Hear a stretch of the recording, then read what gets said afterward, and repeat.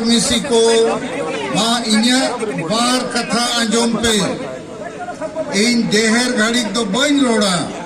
मैं लंबी भाषण देने नहीं आया हूँ, एक दो मूल बात मैं कहना चाहता हूँ। एक नंबर बात है कि हम जो आदिवासी हैं और खासकर संताल समुदाय के लोग जब भी हम कोई पूजा अर्चना करते हैं, शुरू करते हैं, तो हिरल मारांग गुरु बोलते हैं।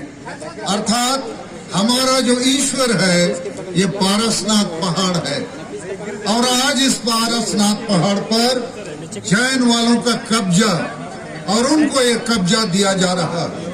तो हमारे लिए ये संकट का मामला है और मरंग गुरु को बचाना अर्थात भारत ही नहीं दुनिया के आदिवासियों को बचाने जैसी बात है। नीचे करके लीजिए। ये हमारे अस्तित्व, पहचान और हिस्सेदारी को बचाने का मामला है।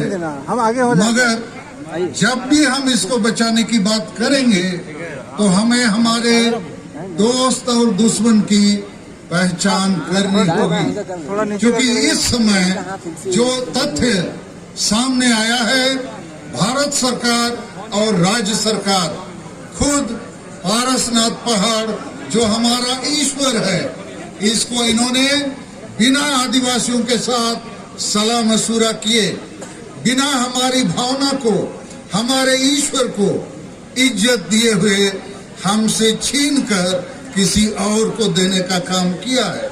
तो पारसनाथ पहाड़ ये हमारा मरंग गुरु यदि हिंदू लोगों के लिए राम मंदिर है, मुसलमान के लिए मक्का मदीना है या ईसाइयों के लिए रोम का पोप है, उसका मंदिर है, तो ये भी हम आदिवासियों के लिए उससे कम नहीं है। और इसलिए हम इसके लिए लड़ेंगे, आखिरी दम तक लड़ेंगे और इसको बचाएंगे, नहीं तो हम आदिवासियों का अस्तित्व मिट सकता है। लेकिन इस मामले पर मैं आयोजकों से और अब तमाम लोगों से कहना चाहूंगा कि कभी कभी हम ऐसी भीड़ जुटा लेते हैं, लेकिन सही नेता, सही नीति और सही रणनीति और सही कार्य योजना या एक्शन प्लान के बावजूद के बगैर हम इस लड़ाई को नहीं जीत सकते हैं, क्योंकि लुगु बुरु हमारे हाथों से छीना जा रहा है। लुगु बुरु में हर साल कई लाख लोग आते हैं, सब पार्टी के नेता आते हैं, लेकिन लुगु बुरु में आज हिंदूकरण हो चुका है। और जैसा ये जो पारसनाथ पहाड़ मरंग गुरु इसका जैनीकरण हो गया है, तो हम तमाम आदिवासी भाई और मंच में बैठे हमारे साथी नेताओं से भी हमारा कहना है कि हमको सही नेतृत्व करना होगा, सही नीति निर्धारित करनी होगी, सही रणनीति और कार्य योजना बनाना होगा।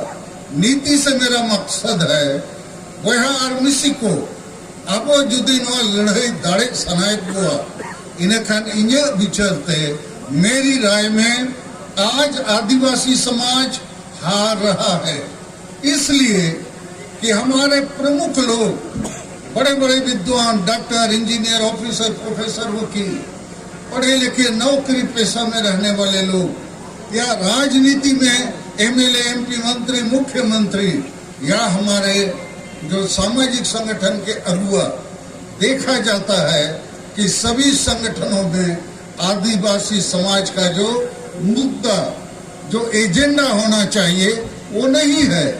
तो आदिवासी समाज का एजेंडा क्या होना चाहिए? भाषा, भाषा, जाति, धर्म, इज्जत, आबादी, रोजगार, चासपास, प्रकृति और पर्यावरण को बचाना। उसी के तहत ये जो संविधान में आदिवासियों को अधिकार दिए गए हैं, इसको बचाना। मैं जो देखता हूं, जो अनुभव करता हूं, विभिन्न पार्टियों में हमारे बड़े बड़े नेता हैं, हम ही मंत्री, मुख्यमंत्री हैं, लेकिन आदिवासी का एजेंडा नहीं रखते हैं। और इसलिए चुनाव आते हैं, कोई ना कोई पार्टी जीतता है, लेकिन आदिवासी समाज हारता है, क्योंकि हमारे बीच में ये एजेंडा के रूप में भाषा, जाति, धर्म आदि नहीं रहता है। दूसरी बात, हम बृहद एकता की परिकल्पना नहीं रखते हैं। छोटे छोटे संगठन अपने अपने बीच में लड़ते हैं, अपने अपने कोशिश करते हैं, लेकिन हमको बड़ी कोई चीज हासिल करनी होगी तो बड़ी एकता का परिकल्पना और प्रैक्टिस भी हमको करना होगा। तीसरी बात कि आदिवासी समाज में आज तक गांव समाज में नशापन, अंधविश्वास, डायन प्रथा, ईर्षा द्वेष, आदिवासी महिला विरोधी मानसिकता और वोट को हणिया दारू चखना में बेचना, इन परिस्थितियों में आदिवासी गांव समाज में कभी एकजुट नहीं हो सकता है। और यदि एकजुट नहीं होगा तो बड़ी लड़ाइयां जो जल जंगल जमीन या मारंग बुरु बचाना, लुगु बुरु बचाना, ये नहीं कर सकता है। ये जैन वाले लोग राष्ट्रीय स्तर पर इस आंदोलन को खड़ा किए और भारत सरकार और राज्य सरकार को इन्होंने दबाव में डाला और आखिर दोनों दबाव में पड़े खड़े और लिख के दे दिया ये पारसनाथ पहाड़ जैन वालों का है। अरे इस पहाड़ में आदिवासियों का प्रथम हक है, अभी भी हक है। जैसे आप लोगों ने सुना कि रिकॉर्ड ऑफ राइट्स में प्रिवी काउंसिल में आदिवासियों के पक्ष में फैसला हुआ है। तो मेरा सुझाव भारत सरकार, राज्य सरकार को यही है, आप अविलंब बातचीत शुरू कीजिए और सच्चे आदिवासी जो प्रतिनिधि हैं, ये जो यहाँ सिकंदर हेम्ब्रम है, नुनकू टुडू है, बुधन हेम्ब्रम है, ये बाईसी के सभापति, उपाध्यक्ष और सचिव हैं, इनसे आप बात कीजिए और फैसला लीजिए। हम पारसनाथ पहाड़ के फर्स्ट पार्टी हैं, हमारा प्रथम अधिकार है। आप हमको क्यों निगलेक्ट करना चाहते हैं? ये हमारे साथ हमारे धर्म का, न्याय का, अधिकार के खिलाफ फैसला है। तो हमारा सुझाव है, इस टेंशन को यदि आप समाधान करना चाहते हैं शांतिपूर्ण तरीके से, तो आदिवासियों को आगे रखिए।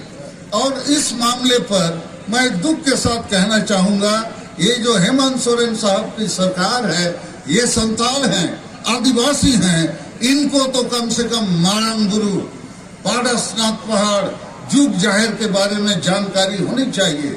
और यहाँ जो वक्ताओं ने कहा कि स्थानीय जेएमएम का एमएलए इस आंदोलन को तोड़ना चाहता है, बदनाम करना चाहता है, मुझे लगता है ये अच्छी बात नहीं है।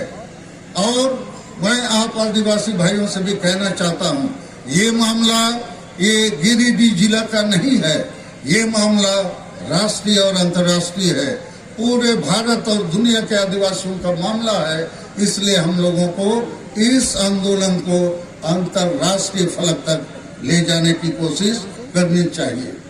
अब मैं एक दो बात आदिवासी सगेल अभियान का कहना चाहता हूँ। झारखंड और अन्य अनेक राज्यों में भारत के भीतर हमें जो संवैधानिक अधिकार मिलनी चाहिए, आज तक नहीं मिला।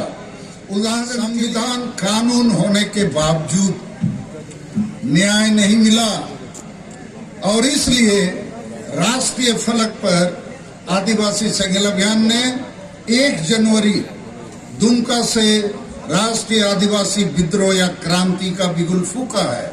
हमने कम से कम 5 मुद्दे रखे हैं जो आदिवासी समाज को फिर से पुनर्जीवित करेगा। पहला मुद्दा है, हर हाल में 2023 साल में हम सरना धर्म कोड लेकर आएंगे और इसलिए ले सकेंगे कि भारत के संविधान में इसकी व्यवस्था है। और आज हमारी महामहिम राष्ट्रपति द्रौपदी मुर्मू जी हैं, जिससे हमारे ताल्लुकात हैं और हम ये सरना धर्म कोड निश्चित लेंगे। चूंकि मारंग बुरु, लुगु बुरु, टीर बुरु या और भी जो पर्वतों में हमारे देवता हैं, उनका धर्म क्या होगा। तो आज हम दुर्भाग्य की बात है इस देश में कि 75 वर्ष हो गए हमें हमारा धार्मिक मान्यता नहीं दिया गया है, जबकि ये संविधान के अनुच्छेद 25 में है। दूसरा मुद्दा हमारा है कि झारखंड एक आदिवासी राज्य के रूप में बना था बिरसा मुंडा के जन्मदिन पर। हमारे शहीदों का सपना है अबुआ दिसोमरे अबुआ राज, मतलब आदिवासी राज। तो यहाँ इसका गड़बड़ी इसलिए हुआ है कि झारखंड में संविधान और कानून लागू नहीं है। दुर्भाग्य से आदिवासी ही मुख्यमंत्री बने जिस पार्टी से भी, लेकिन संविधान कानून को यहाँ लागू नहीं किया गया। तीसरा हमारा मुद्दा है कि झारखंड में सबसे बड़ी आदिवासी भाषा संताली भाषा को प्रथम राजभाषा का दर्जा मिलना चाहिए। चौथी हमारी मांग है, आसाम अंडमान में हमारे आदिवासी अभी तक एसटी नहीं बने हैं।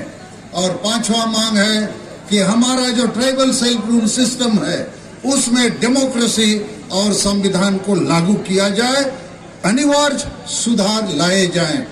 और मारंग गुरु के लिए हम लोगों ने फैसला किया है कि 17 जनवरी को 5 राज्य के 50 जिले मुख्यालय में हम बड़ा धरना प्रदर्शन करेंगे और राष्ट्रपति को ज्ञापन देंगे। और 30 जनवरी को 5 प्रदेश के सभी जिले मुख्यालयों में मशाल जुलूस हम निकालेंगे कि मारंग गुरु और जो आदिवासियों के दूसरे अहम मुद्दे हैं उसके लिए भारत सरकार ध्यान दे।